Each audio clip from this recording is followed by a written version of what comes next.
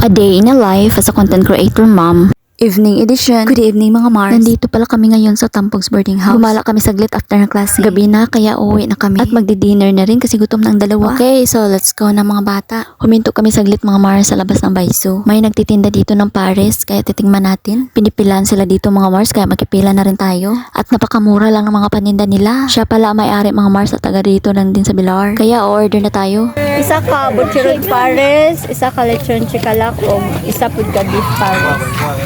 Marami ka rin pagpipilian dito mga Mars gaya ng mga in-order namin. Tapos very affordable lang at swak na swak talaga sa mga estudyante. At ayan na, magbabayad na rin tayo, makakain na rin tayo pagdating sa bahay. Nag-take out lang kami mga Mars kasi puno ang mga mesa. At heto na mga in-order namin mga Mars, tara uwi na tayo para matikman na natin. Dito pala sila matatagpuan mga Mars sa labas mismo ng Baiso Bilar. Bahay na pala kami mga Mars at naisalin ko na sa mga lagayan. Kaya tara, tikman na natin. Ito pala ay beef pares mga Mare at titikman ito ni Ate Yana.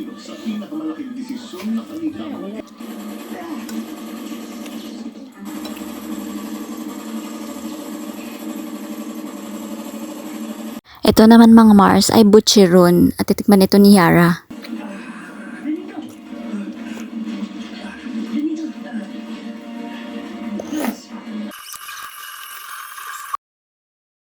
At ito naman mga Mars ay lechon chikalak.